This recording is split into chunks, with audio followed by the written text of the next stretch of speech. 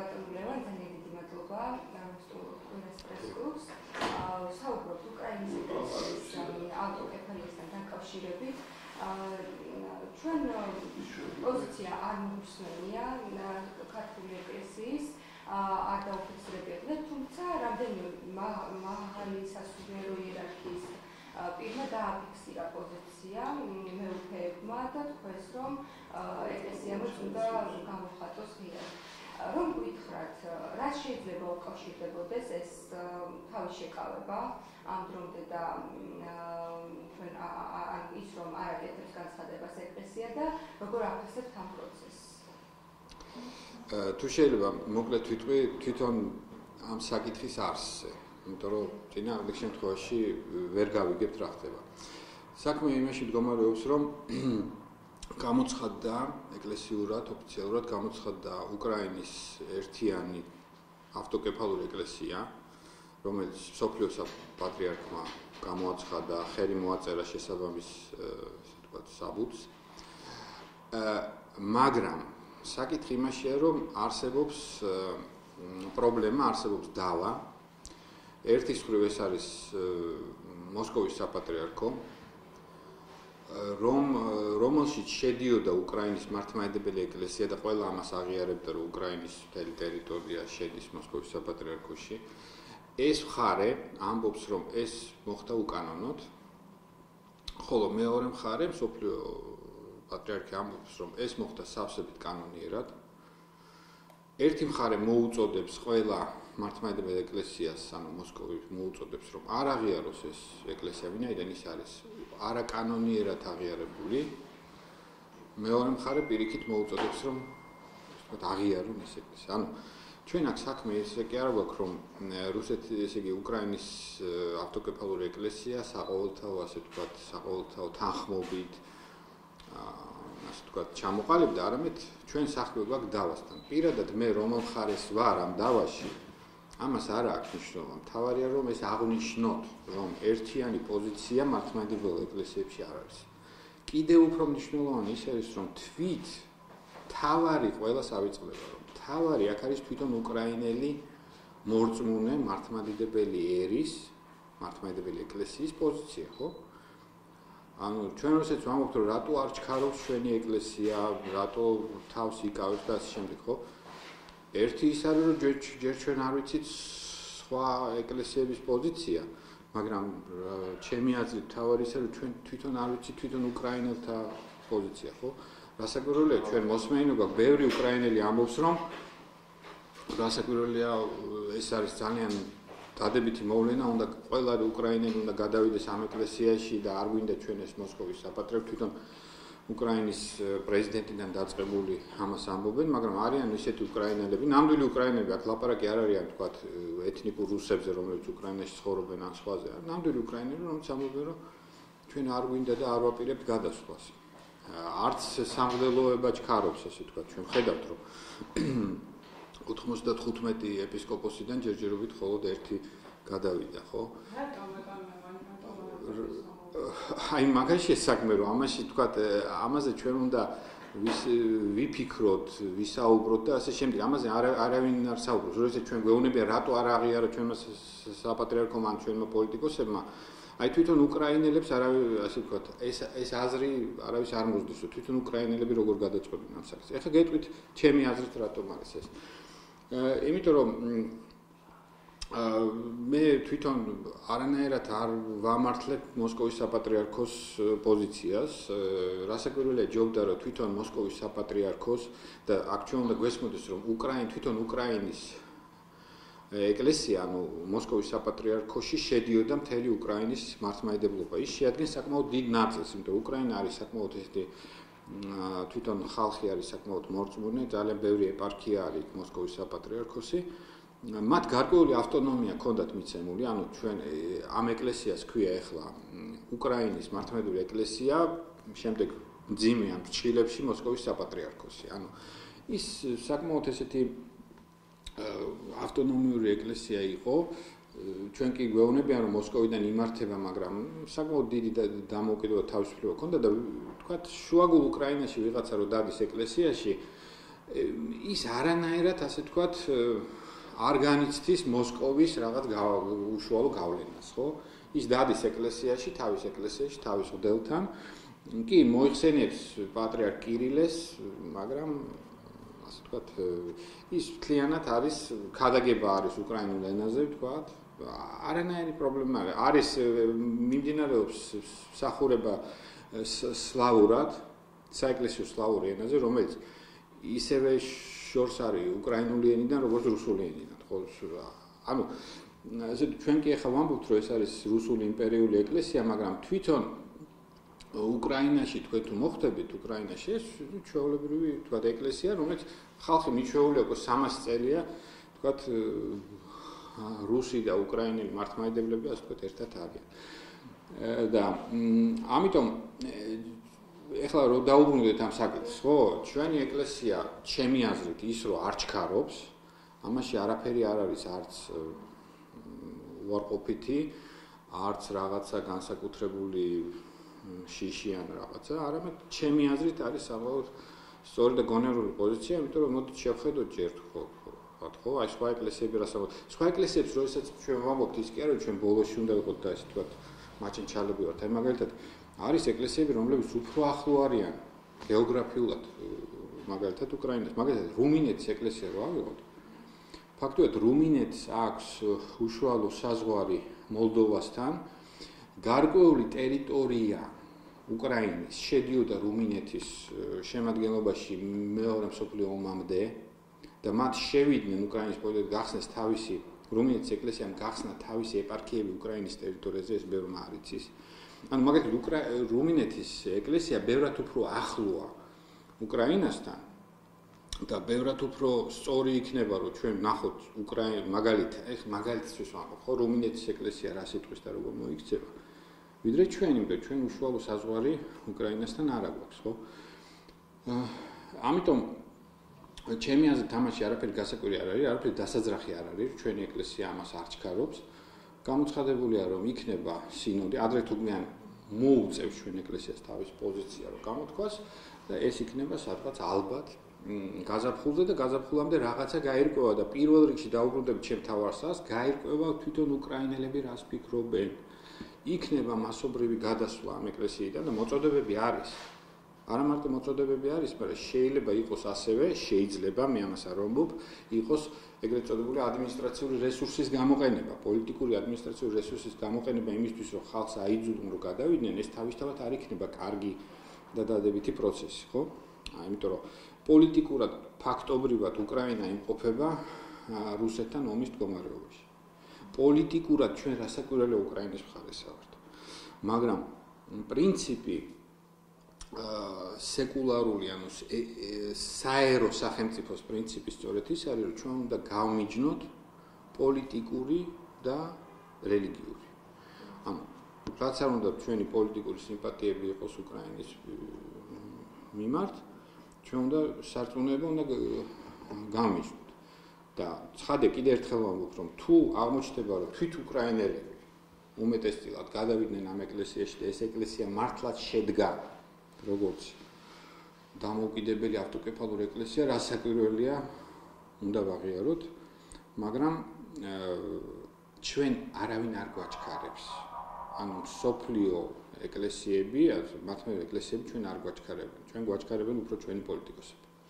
და რაც შეეხება ხელისუფლების მხრიდან განცხადებას, ისინი ამბობენ, ხელისუფლების წარმომადგენლები ჯერ ელოდებიან ეკლესიის პოზიციას, აი ეს რამდენად სწორად მიგაჩნიათ, რომ ხელისუფლებაც არ აფიქსირებს თავის დამოკიდებულებას ამ საკითხის მიმართ. ჩემი აზრით ეს არის სავსებით სწორი და მე მეცაც ვიტყოდი. საერთოდ ზოგადად თანამედროვე საერო სახელმწიფოს პრინციპებია, თუ ჩვენ გვინდა რომ ვიყოთ თანამედროვე დემოკრატიული, ლიბერალური დემოკრატიული სახელმწიფო, ამ სახელმწიფოს პრინციპები არის ის, რომ სახელმწიფო არის ნეიტრალური რელიგიის საკითხებში. ანუ სახელმწიფო არ იღებს თავის თავზე განსაჯოს, რომელი მხარე არის სწორი, როდესაც არის დავა. აი მაგალითად ჩვენ შიგნით ქვეყანაშიც რო იყოს დავა, თქვა. თქვა ეკლესია ღმერთმა დაიფაროს, გაიყოს ორ ნაწილად, ხო? ერთი ამბობს, რომ მე ვარ ჭეშმარიტი მართლმადიდებელი, მეორე ამბობს ჭეშმარიტი მართლმადიდებელი, ხო? პრინციპი ის არის, რომ თვითონ სახელმწიფომ არ უნდა გადაწყვიტოს რომელია სწორი. იმიტომ რომ ნეიტრალური უნდა იყოს ამ საკითხებში. მით უმეტეს ახლა საკითხი არის ეხება სხვა სახელმწიფოს, სადაც არ არის ერთიანი აზრი, არც უმრავლესობა ჩვენ არ ვიცით უმრავლესობა საით გადაიხება, არ არის ერთიანი აზრი, რომელია სწორი. ახლა ჩვენმა სახელმწიფომ რომ მიულოცოს ოფიციალურად, ეს ნიშნავს, რომ ჩვენმა სახელმწიფომ, იქნება ეს პრეზიდენტი თუ პარლამენტი, აიღო თავის თავზე რელიგიურ საკითხებში განსჯის უფლება და თქვა, რომ აი ეს იყო სრულიად კანონიერი, რომ როგორც ეს ყველაფერი მოხდა და ჩვენ მათ ულოცავთ. რაც იქნება აბსოლუტურად არასწორი, ჩემი აზრით. ამიტომ თვით ის აზრი, რომ ჩვენ დაველოდოთ საპატრიარქოს, ესეც აბსოლუტურად არასწორია. საპატრიარქო რა შუაშია? რა შუაშია შენი საპატრიარქო? შენ ხარ სახელმწიფო, საერო სახელმწიფო, სადღაც უკრაინაში არის რელიგიურ, კონფესიური თუ კანონიკურ, რელიგიურ, საეკლესიო კანონიკური დავა არის სხვა სახელმწიფოში, არის ეს დავა. ხო? და შენ უნდა დაიჭირო ერთ-ერთი მხარე? არ უნდა დაიჭირო ერთ-ერთი მხარე. ეს არის ჩემი აზრი. გასაგებია, ჩვენ ფაქტობრივად, ეხა მე რასაკვირველია ალბათ დამაბრალებენ რომ ვარ პრორუსული, თქვა რუსეთის აგენტი, კი მესმის დამაბრალებ, მაგრამ და არანაირად არ მომწონს მე რუსეთის პოლიტიკა. დამღუპველია ჩვენთვისაც, უკრაინისთვისაც, თვითონ რუსებისთვისაც. არანაირად მე რუსული პოლიტიკა, რა გეოპოლიტიკა არ მომწონს. მაგრამ ამა ხო არ უნდა დაგვაბრმავოს არა და ხო არ უნდა πώς გვიქნას. რა ქვია, სრულად ხო უნდა არ გვაღებიოს ხელი იმაზე, რომ გავიხსენოთ რა პრინციპებზე უნდა ავაშენოთ ჩვენ საზოგადოება და სახელმწიფო. ამიტომ ჩემი აზრით ყველაზე სწორი იქნება, რომ ჩვენი სახელმწიფო საერთოდ არ მიიღოს ამასთან დაკავშირებით არანაირი გადაწყვეტილება. მოდი მხარი დაუჭიროთ უკრაინის სახელმწიფოს, უკრაინის ხალხს, უკრაინის ერს თავის ბრძოლაში, კი ბატონო. მაგრამ დავანებოთ თავი უკრაინის სარწმუნოებრივ და ეკლესიურ საკითხებს. ბატონო, მინდა გითხრათ ჯვრის მონასტერზე რამდენიმე წლის განმავლობაში იყო დაკეტილი და მიზეზს როგორც ასახელებდნენ იყო გარე ვაჭრობა. რამდენიმე წუთის წინ გაიხსნა, აი რეალურად რომ გითხრათ, ის რომ შეფასება იყო რომ მე-6 საუკუნის შემდეგ ეს მონასტერი არასდროს არ დაკეტილა და პრეცედენტიც კი არ ყოფილა რომ რაიმე მიზეზის გამო ვინმეს დაეკეტა. აი შეფასება რომ გითხრათ თქვენი როგორც თეოლოგის ამ საკითხთან დაკავშირებით. რამდენად სწორი იყო ეს მიდგომა? ის რომ ტურისტები ჩამოდიოდნენ და მათ უწევთ არ შემოვლით იმით, მისვლა ზოგ ჯებირებზე გადაძრომა და ისე შესვლა. და ასევე საპატრიარქოს განცხადება წუთში, რომელიც გააცნობს, რომ გვესმის რომ ხალხს უჭირს, მაგრამ მოუწესრიგებელი არის ამას გარემ მადლობთ, ჯვრის მონასტერთან განსაკუთრებული დამოკიდებულება მაქვს, იმიტომ რომ როცა გაიხსნა 90-დან 92 წლამდე იქ ვიყავი როგორც გალობელი და როგორც მედავითნე. ისე რომ ძალიან მაწუხებს, ისევე როგორც ყველას ჯვრის მონასტრის ამბები. თავისთავად ის კარგია, რომ არსებობს მონასტერი, რომელიც არის ჯვრის მონასტერთან, ეს თავისთავად არის დადებითი, მაგრამ საერთოდ ყველა ეს საკითხი, რომელიც ეხება ჩვენ ეკლესიას, რომელიც არის არა მარტო თქვათ ლოცვისა და წირვის ადგილი, არამედ და წმინდა ადგილი ყველასათვის, არა მარტო ქართველებისთვის, არამედ ასევე არის სახელმწიფოს და ერის, ასე ვთქვათ, ძეგლი. ეს ყველა საკითხები უნდა იყოს კანონით, ასე ვთქვათ, დარეგულირებული და მე მომხრე ვარ იმისა, რომ მოქმედებდეს კანონი და კანონმდებლობა და არა რომელიღაცა მღვდელის თუ მონასტრის წინამძღვრის, ასე ვთქვათ, ნება, ხო? ამიტომ მე არ ვიცი ზუსტად კანონი როგორ და რას არეგულირებს, მაგრამ მე ვარ არ მომწონს ის, როდესაც იქნება ის ჩვენი ხელისუფლება, ამასრულებელი, ადგილობრივი გუბერნატორი, ასე ვთქვათ, კანონში კი არ იყურება, არამედ რაღაცნაირად ეკლესიის მიმართ რაღაცა შიშებია, რომ აი რაღაცა ვიღაცა არ გავანაწყენო და ასე შემდეგ. თუ კანონი დაირღვა ეკლესიის დაკეტვით უნდა კანონი აღდგეს და დაარღვია ეს უნდა დაისაჯეს. ეს არა გვისმიჟობია ანაფორა აცვია, არ აცვია, ხარისხი აქვს თუ არა, ხო? ამიტომ მე ეს საკითხი ჯობია იურისტებს გითხოთ, ვინ იყო აქ სწორი, მაგრამ მე იმის მომხრე ვარ, რომ ჩვენ ეკლესიას არანაირი პრივილეგიები და უპირატესობები არ ქონდეს და არანაირი ასე ვთქვათ კანონის შეჩერება, იმიტომ რომ საქმე გვაქვს საქართველოს მართლმადიდებლურ ეკლესიასთან, კანონის შეჩერება, არ გამოყენება, რაღაც ასე ვთქვათ უკანონობის დაშვება იქნება სრულიად არასწორი, საზიანო როგორც ჩვენი სახელმწიფოსთვის, ისევე ჩვენი ეკლესიისთვის. სახელმწიფო ხელისუფლებამ კი გააკეთა განცხადება და თქვა, რომ არ არის ეს მისაღები და არ არის სწორი, რომ ეს. ბოდიში ვინ გააკეთა? ადგილობრივ, მე. ხო. რამდენი სწრაფად შეგვეცდა გზირებს მომავალ სახელმწიფოებს აქვთ ურთიერთობა გარევაჭრობის საკითხში როერებიან. ეკლესიის ეზოს გარეთ ახდება ამას ჩარევის უფლება თუ აქვს? არა, როგორ არ აქვს ახლა, იცით რა, საკითხის დაყენება ყველა შეუძლია ხა ვთქვათ, მე ჩემი და დავაყენო და საზოგადოებრივმა ორგანიზაციამ შეიძლება დააყენოს თუ ეს გარევაჭრობა ისეთი ფორმები მიიღო, რომელიც მიუღებელია, თუ ისინი კანონს არ ღვევენ, ან თუ კანონი გვაქვს ჩვენ ისეთი მაშინ კანონიც უნდა შევცვალოთ, არა კანონიც არის რაღაც აბსოლუტური, ხო? ანუ თუ ეს გარევაჭრობა რაღაცას აზიანებს, კი ბატონო შეიცვალოს ან შეიზღუდოს, ანუ მთავარი პრინციპი ჩემი აზრით, რაც არის საზოგადოების მოწყობის, სახელმწიფოს მოწყობის, ეს არის, რომ შეზღუდვა, ანუ ჩვენ უნდა ყველა საკითხში უნდა იყოს ყველა ხელისუფლება და ყველა ძალაუფლება უნდა იყოს ყველა შტო უნდა იყოს შეზღუდული, გარკვეული რაღაცით, ხო? შეუზღუდავი ძალაუფლება არ ვარგა არაფერში, ხო? აი ამ კონკრეტულ საკითხშიც უნდა გადაწყვეტს რა არის საზოგადოებისთვის უფრო შეიძლება ეხა ეს გარევაჭრობა შეიძლება უფრო ისეთი ფორმები მიიღო, რაც არ ვარგა. თქვა შეიძლება იმ ტურისტებისთვისაც არ არის კარგი. ჩვენ ხო არ ვიცით ზუსტად რა ხდება რა. შეიძლება თქვა რაღაცა ისეთი კანონები მივიღოთ, რომ ეს გარევაჭრობა იყოს უფრო მოწესრიგებული, ანუ უფრო რაღაცნაირად, ხო?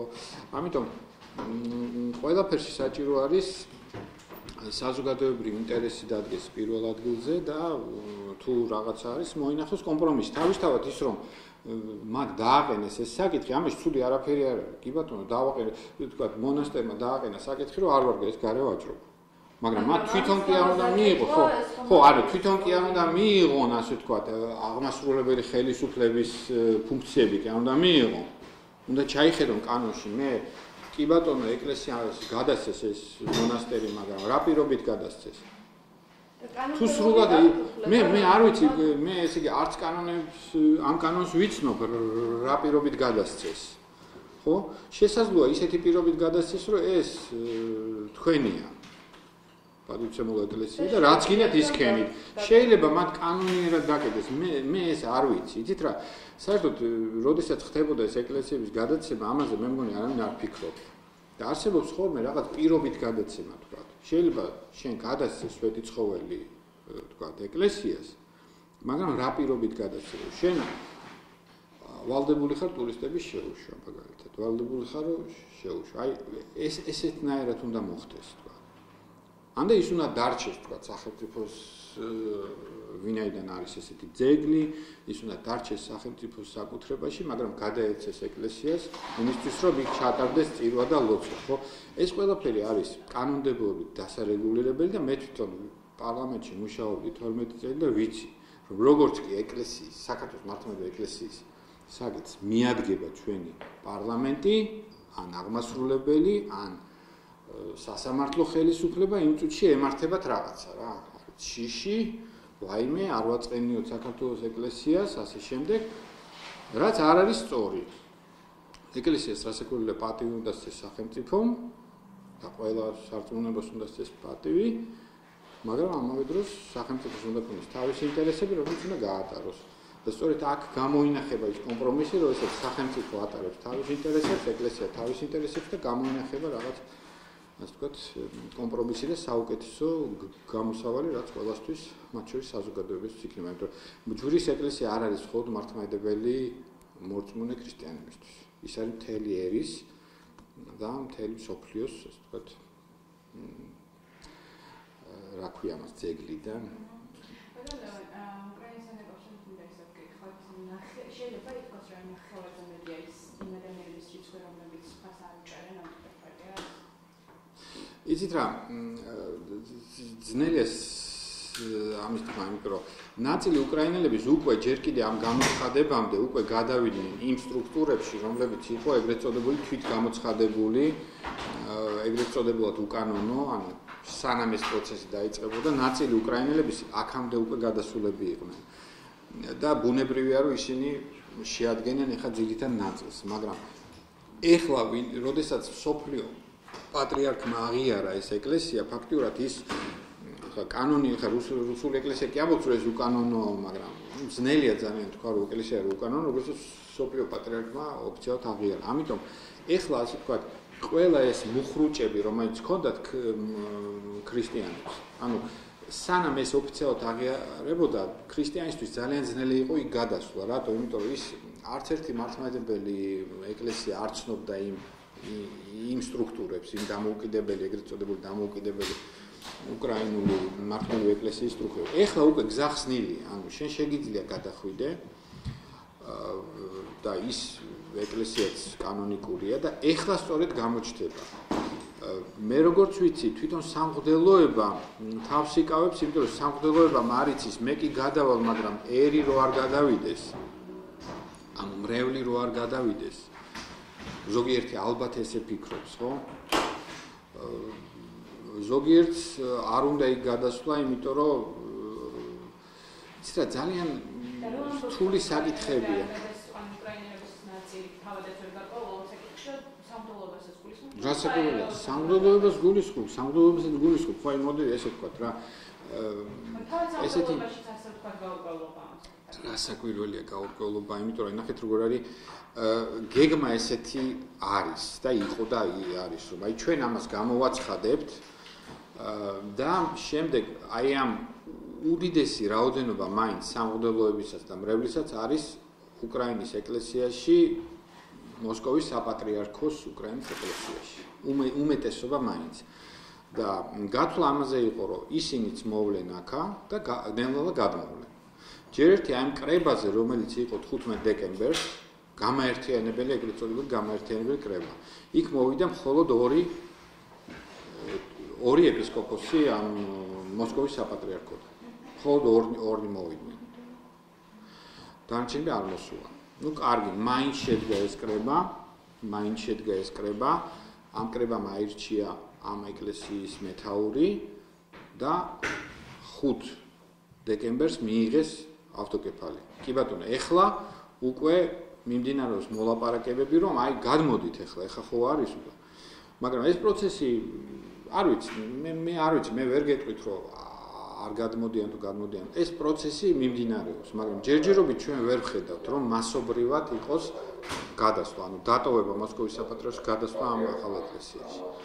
აქ სხვა რაღაცეების მოქმედებს, იცით რა, მაგალითად არის ძალიან ბევრი მორწმუნე არის საკმაოდ კონსერვატორი, საკმაოდ ისეთი ტრადიციული, მაგალითად ეკუმენიზმის წინააღმდეგი არიან, თქვა ბევრი. ახალი კალენდრის წინააღმდეგი, ჩვენ ის ვიცით ჩვენ ეკლესიაში, ხო ძალიან ბევრი არიან, რომელიც არის წინააღმდეგი ეკუმენური მოძრაობის წინააღმდეგი, ახალი კალენდრის წინააღმდეგი რაღაც ეკლესიაში რაღაცა ცვლილებების.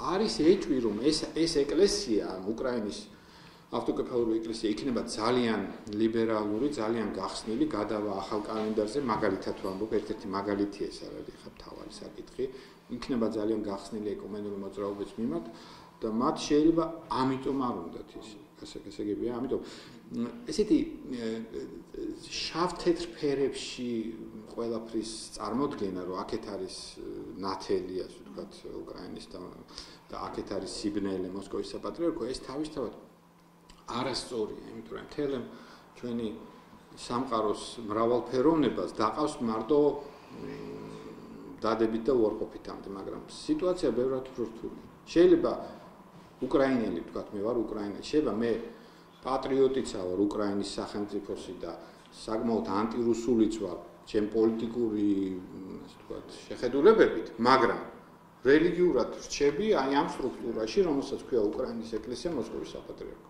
ეს სავსებით შესაძლებელია და ესეთი მოწოდებები ჩვენი პოლიტიკოსების მხრიდან ზოგიერთ სასულიერო პირის მხრიდან რომ აუ ჩვენ ახლა აუცილებლად დაუჭიროთ უკრაინას ეკლესიას ხარი, იმიტომ რომ ამითი ჩვენ უკრაინის ერს უჭერთ ხარს. უჭერთ კი უკრაინის ერს ხარს. სამწუხაროდ, კიდევ ერთხელ ეს სამწუხარო პროცესებია. სამწუხაროდ თვითონ უკრაინის ერი არის შუაზე გაყოფილი. მადლობა დიდი მადლობა.